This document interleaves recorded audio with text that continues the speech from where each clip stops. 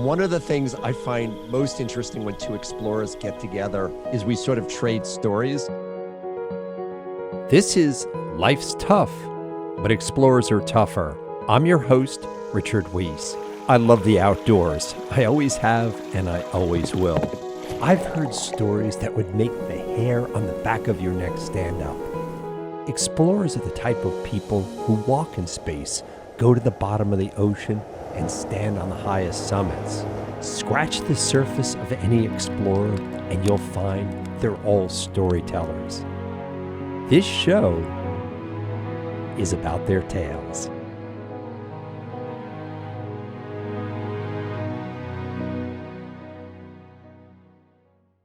This episode is brought to you by the Podcast Services Division at Life's Tough Media.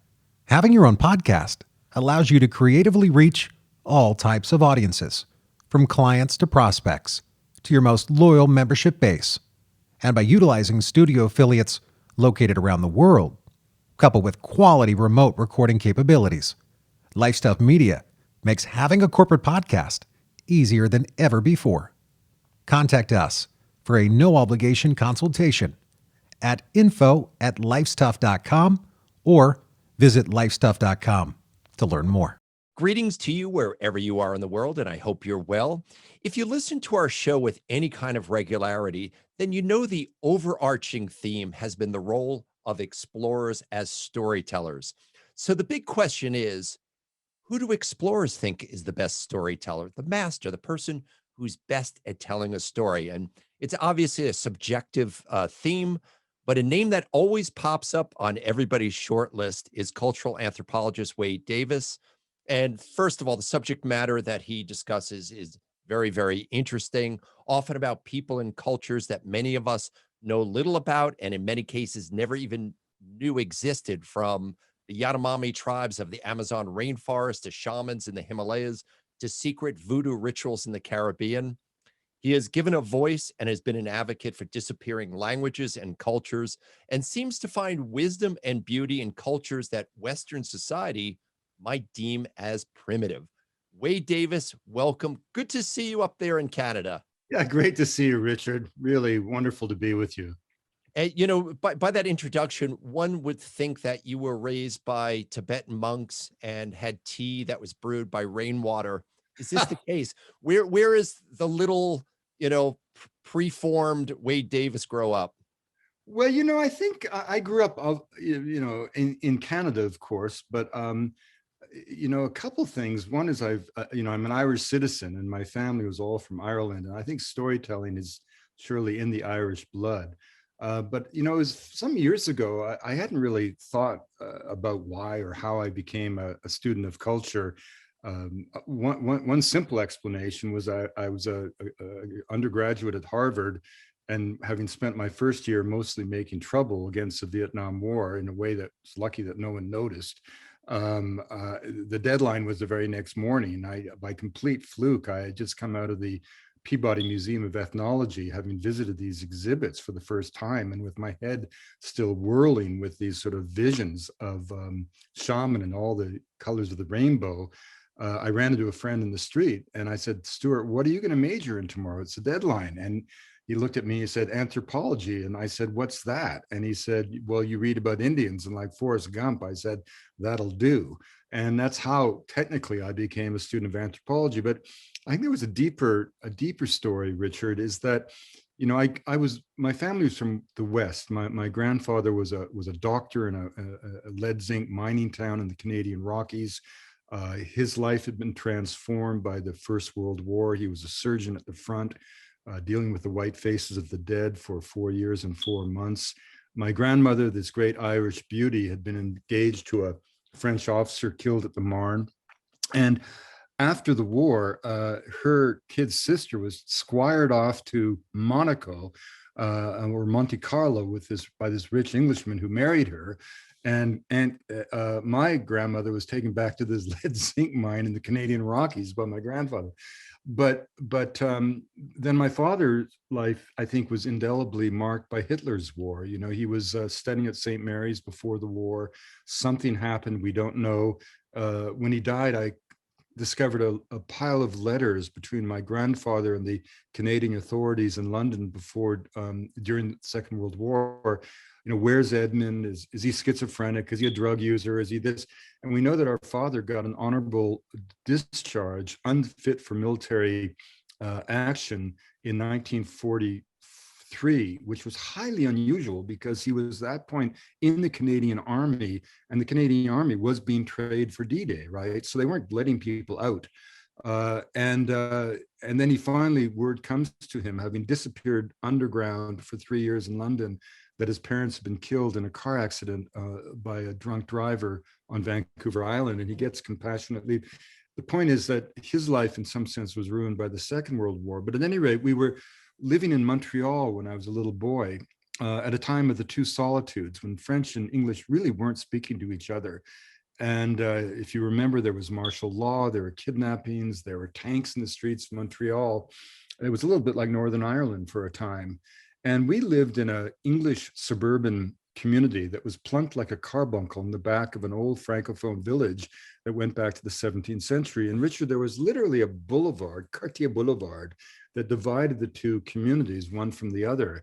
And at the corner, there was a little shop where my mom would send me to get milk or cigarettes or whatever she needed. And I'd sit there on a stoop. It was owned by a Francophone couple, elderly.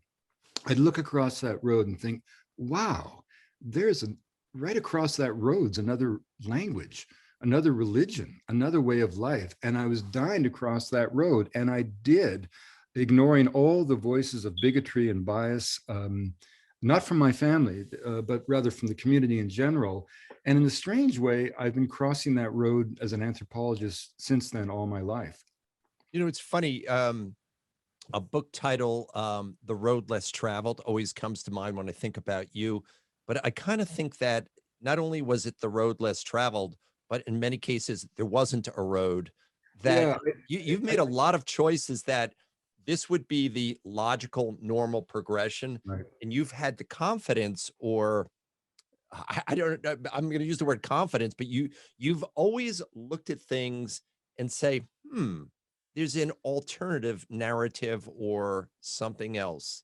Well, Richard, I think, we all have done that. I mean, look at you. I mean, look what you've accomplished. There was no blueprint for Richard Wiese, right? I mean, you created your life. I mean, and that actually is what I say to young people, is your greatest creative challenge is to become the architect of your life. And we all know that in older age, contentment comes to those who have done that, and bitterness to those who look back on a life of decisions imposed upon them.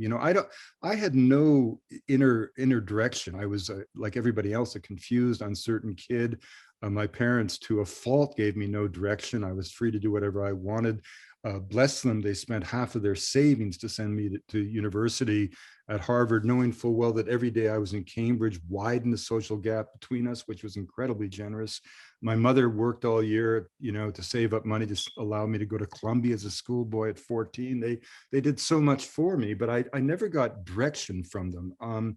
In retrospect, I didn't know what I wanted to do, but I was happily incapable of compromise. And, Jim Whittaker, who's a great friend of all of ours, the first American to climb Everest, famously said that if you're not living on the edge when you're young, you're taking up too much space. And Terence McKenna quipped that, the great lesson of life is you come to the edge of the precipice and you leap off the cliff and you land not on rocks, but on a feather bed. The world exists not to beat you down, but to lift you up.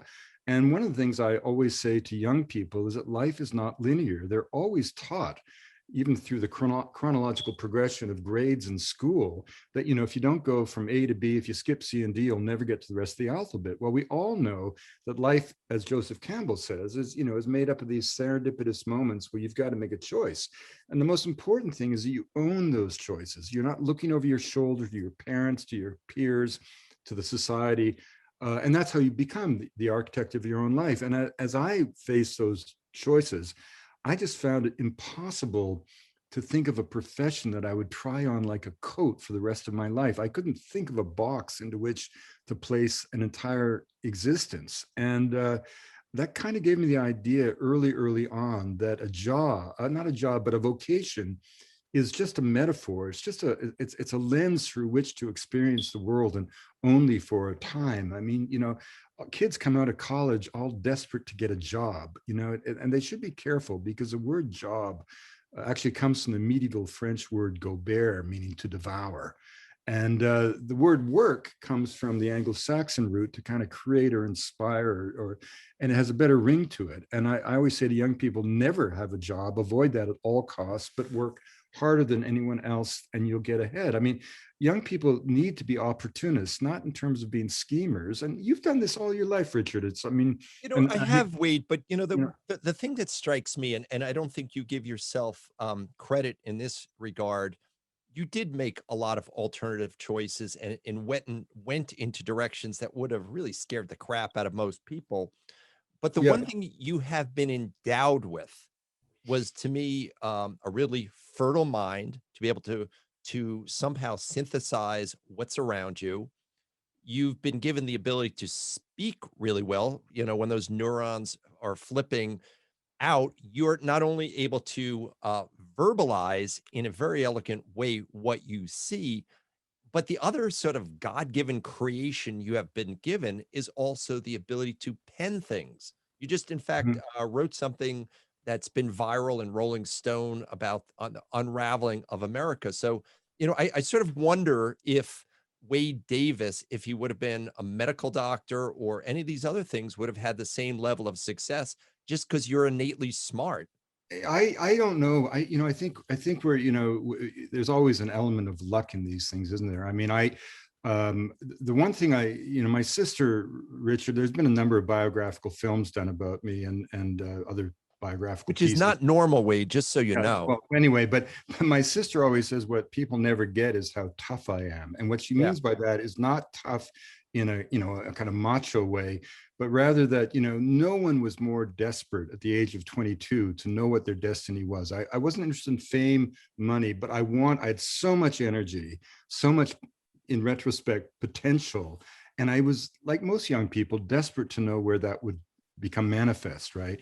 And when she says tough, it's because no one had more of that, she said, and no one held off, and in other words, I didn't compromise. I didn't slip away into law school or medical school. I gave my destiny time to find me. Now, I almost blew it. I mean, this is a good important lesson.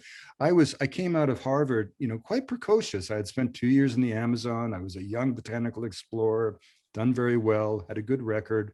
Went off to Canada, didn't quite know what to do, wasn't sure if I wanted to be a botanist, took a job at the lowest rung of a logging camp, lied about my credentials to be able to do that, worked in the bush for a year, and I had to do something. So I This applied to was in law. Haida Gwaii? Yeah, in Haida Gwaii, yeah. And that's another important lesson. Nothing is beneath you. Nothing is a waste of time unless you make it so. My poor father had spent his fortune to send me to Harvard. And what do I do with that degree? I take the lowest rung, a job in a logging camp. But 10 years later, when the battles of the woods happened, of all the environmentalists fighting for the old growth forests of British Columbia, I was the only one that no one could ever say, I don't know what I'm talking about, right? And in fact, this is an aside. You'll love this as a television veteran yourself. I was set up with the head of the logging union, IWA, the second most powerful man in Canada at the time, Jack Monroe. And we were both set up to be antagonists on this live broadcast from national television, unknowing that the other was being recruited. And Mr. Monroe was furious, right, that he was going to be set up with this young whippersnapper. And he was dripping sweat. He was this massive man. And just before we went to air, I leaned over, and you'll appreciate this, Richard. I said, Mr. Monroe, I'd just like to thank you because your union put me through university. And he couldn't believe it, right? And he said, where'd you log? Dean and Bay. What was your local name? And what was the TFL? And then I went head on air to say exactly what I was going to say about the corruption of the logging industry, all of which he knew damn well to be true. And he couldn't say it, right? And at the end of the interview, before the interview was over, still on live television, Mr. Monroe had his arm around my shoulder on TV and was saying, I don't speak as well as this young kid because I didn't get to go to university. But I'm telling you, this is the kind of young man my union makes for the province. It was a wonderful moment, right? But Wade, I'll tell you something about that in an aside, and you probably have never thought this. The reason why you and him had that connection is that you spoke the same language. Like Right. every industry has a language, which sort of brings you full circle into your specialty, the whole idea of preserving cultural languages and voices, because when we understand to some degree what that talk is from other cultures, that and the ability to appreciate what they do is probably granted. So Yeah, I mean, there was I a little always, more to that moment. yeah, I always sort of say, Richard, that we preserve jam, we don't preserve cultures. I mean, cultures are always dancing with new possibilities for life. It's not as if there's archaic, vestigial voices of humanity. One of the important things about storytelling is to have something to say that the world needs to hear. That's what Hemingway said was the essence of it. He also said that anyone who thinks that writing is easy is either a bad writer or a liar. And I think I've written 23 books and they're all hard, right? And at least I've found that to maintain that energy, you have to have passion and you have to care about. I mean, all my books are about one way or another addressing either environmental injustice or social injustice, or something that, and this is again an important lesson I got from my dad, Richard. My dad was not a religious man, but he profoundly believed in good and evil. And he'd just say to you, son, there's good and evil, take your side and get on with it. And what he was really saying is that this Christian idea that, good's going to vanquish evil ain't going to happen. And we know it ain't going to happen. And the Buddhists have a different idea, or the Vedic scriptures even, Lord Krishna was asked that obvious question, if God's all powerful, why does he allow evil to exist in the universe?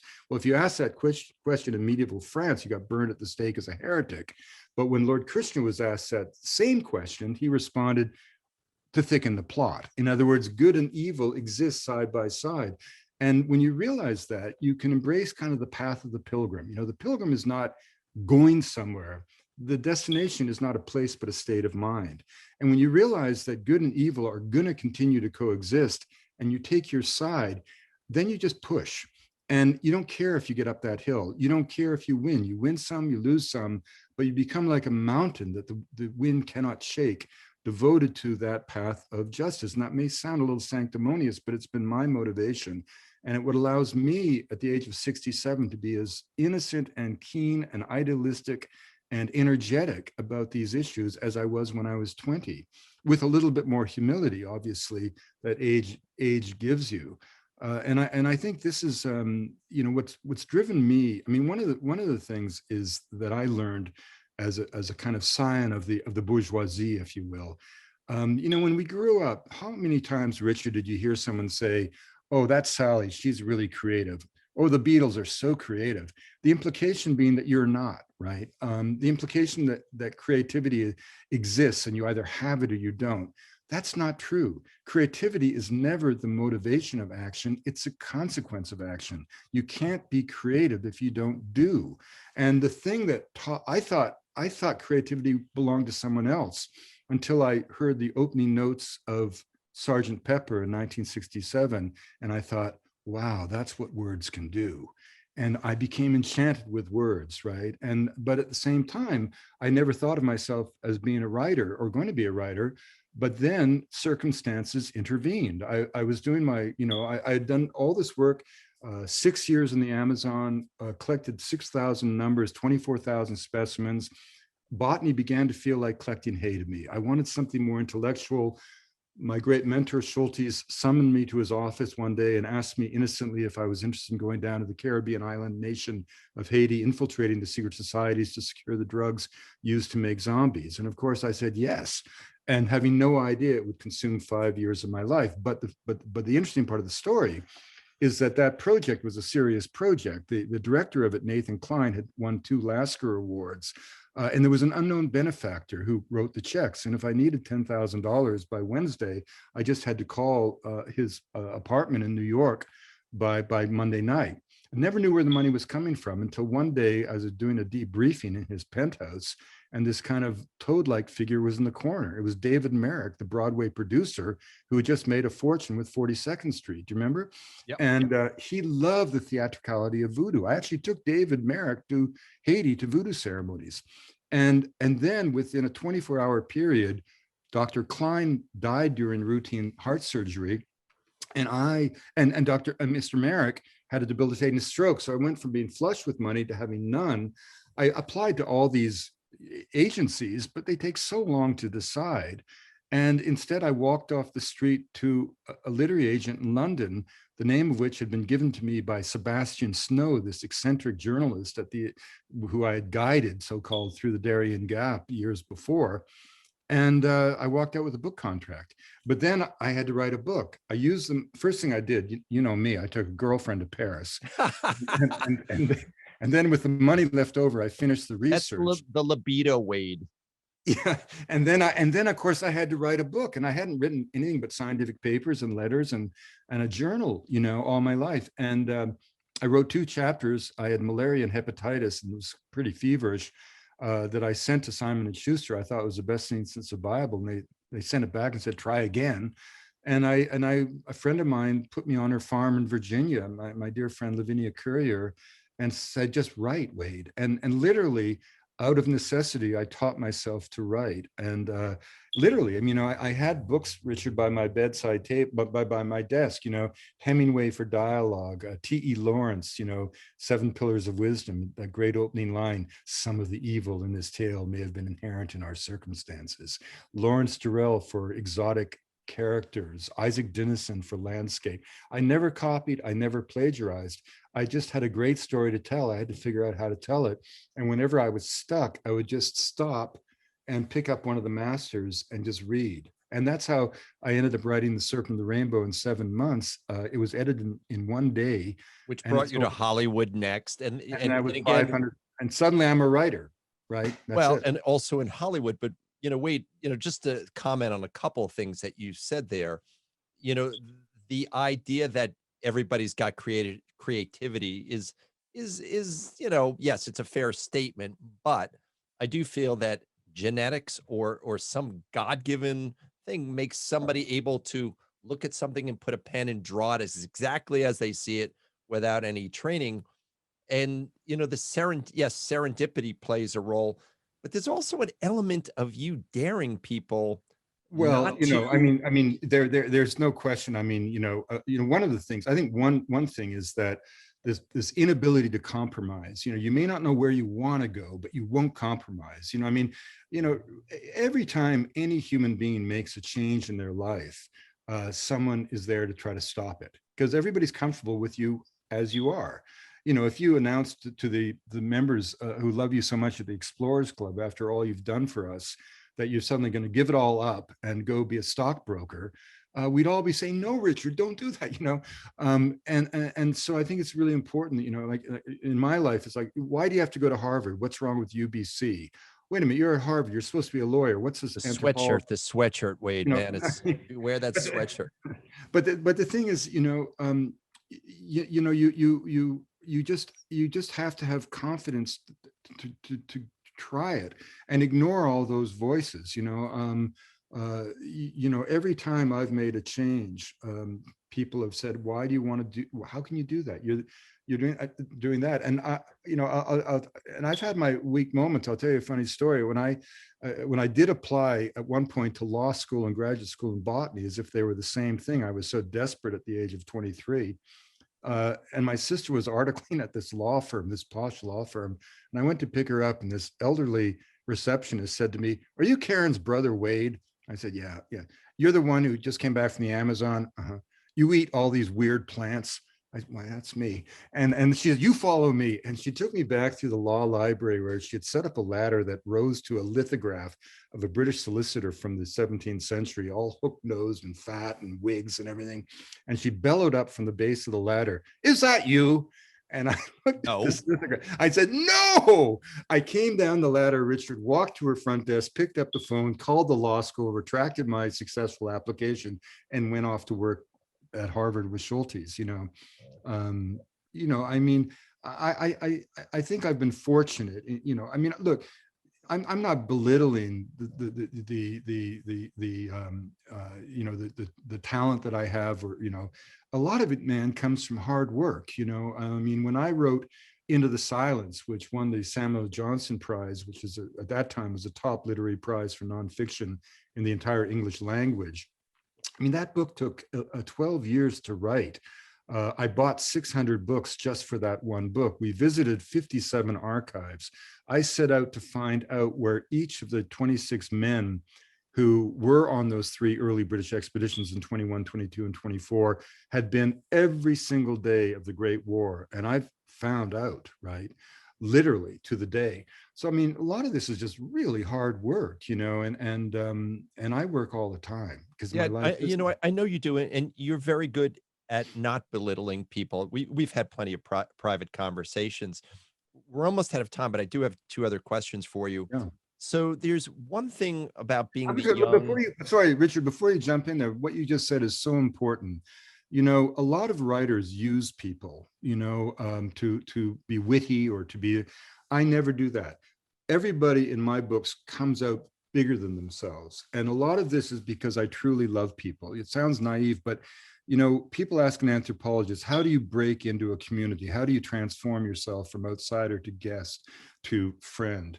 And it's always empathy and love. It's the same quality that would make you welcome in someone's house at Thanksgiving. A willingness to eat what's put in front of you, sleep where you're asked to sleep, self-deprecating humor, compassion, love, whatever. It's love, man. And I love people. And the one thing that I'm really good at, the only real skill that I can say I've got, I can go into any cultural scene anywhere in the world on any place and pick up like antenna the vibes of how one is supposed to behave. How do you break down that barrier that exists between you and the people that you want to be welcomed as a guest? I do that, and I do I it really well. recognize that but I think what has allowed you to do that is that, insecurity is such a driving mechanism of people, and people are more or less thinking about how they feel. And I think that your self-confidence and innate ability to have empathy allows you not to, it's not about you. And as soon as you remember it's not about you, then you actually have a better experience and are more attractive. Well, And Richard, that's one way to, it's a great point and very insightful, my friend, because one thing I try to do even as a writer is never use, and my first book was a novel, a first attempt at writing, but in my recent book, Magdalena, 400 pages long, I actually checked, and the word I appears in the text less than 100 times in a 400-page book of travels. In other words, you keep the focus, to center on self and travel writing is like false claims to the explorer, exaggerated I mean, encounters. that's what writing's all about. We're in the selfie era where people want to beat their chest and say, hey, that's me with the Matterhorn, or me with the Eiffel Tower. I mean, you brought up Hemingway earlier. Hemingway might have made the snows of Kilimanjaro. It really wasn't about Kilimanjaro. That was the setting, and it was Yeah, about other right. things. So Well, I remember the story. We know one of our dear friends, Johann Reinhard, who's a sure. great friend of the Explorers Club. And Johann and I both became explorers in residence at the same time in that first class at the National Geographic. And we always joke because he's my closest friend there, and with Chris Rainier.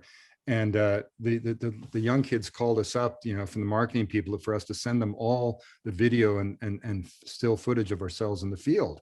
And I said, what are you talking about? And I realized that in my entire life, I had maybe 5 pictures of myself in the field, right? And the young kids, were saying like, well, did you really go to the Amazon? It was just like kind of inconceivable. And they said the same thing to Johann, right?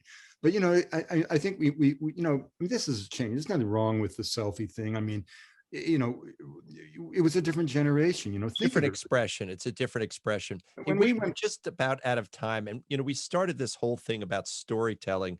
And I'm kind of curious over the years because I know you've been to TED Talks, lectures. Is there anybody to you that's sort of come front of mind that you just think, wow, this is not just a great storyteller, but the best? uh, Gary Snyder, the poet, has always been my hero. In fact, I once, not too long ago, packaged up every single book I've ever written and sent it in a box to him, and just with a note that said, "Gary, you wrote every one of these books." Wow. And What a compliment. I remember when I was a kid, having written nothing, I had this hippie girlfriend. We had this hippie van that looked like a Louisiana Of bordello. course you had a hippie girlfriend. I wouldn't expect anything less from you, Wade. And we drove down to California. I said, I'm on a mission to go meet Gary Snyder. And he lives up in the Sierra, and it's hard to find him because the closer you get, the more protective the neighbors are. And I finally drove this van into his garden. And there he was, working in his garden. I began to sort of effusively apologize for just what I had done, ruining his day.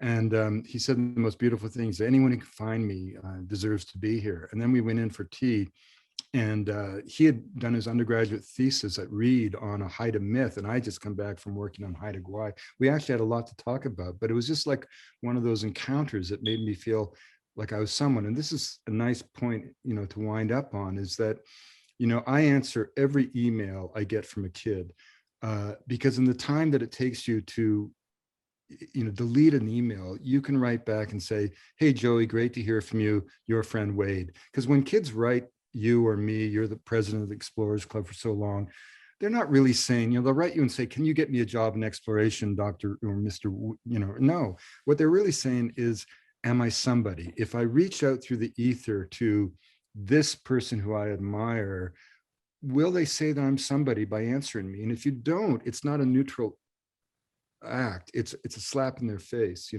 And I just remember these moments in my youth where somehow somebody arranged for me to meet with Gary Snyder. Well, I went and met with Gary Snyder, but once, for example, Dylan Ripley, who was the head of the Smithsonian, this friend of mine, Lavinia, actually said, "I want you to meet the secretary of the Smithsonian." And I was a Canadian. I was so naive. I thought that meant a secretary at the Smithsonian. Right? So I go to the castle in jeans and a t-shirt in the middle of the summer. And, they keep taking me deeper and deeper into the inner sanctum. And suddenly I realize I'm with the Dylan Ripley, the head of the whole Smithsonian. And he was so kind to me. And he marched me through the dining hall. I was just like 20. And everybody was looking at us, all these scientists. Who's this kid?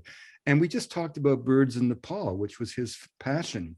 But that day, that man made me feel like I was somebody. And I later became really good friends of his daughter, Sylvia. And we always told, and Chris Addison, good friends of ours from DC, and I always told Mrs. Ripley when she was still alive, your father, your husband did this for, that's what you need to do. That's the role of the elder, is to recognize that the student is as important as the teacher in the lineage of knowledge. The people coming behind you are more important than the ones ahead of you, if you will, in the kind of trajectory of life and death.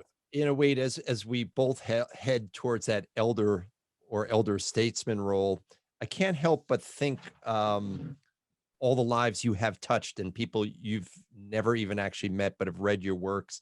And I don't say this to a lot of people, but I truly believe the world is a better place for having your spirit somewhere floating out there, even if it influences us to evolve spiritually as people.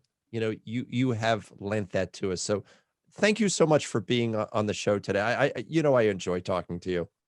Great to be with you, Richard. I'm a big fan.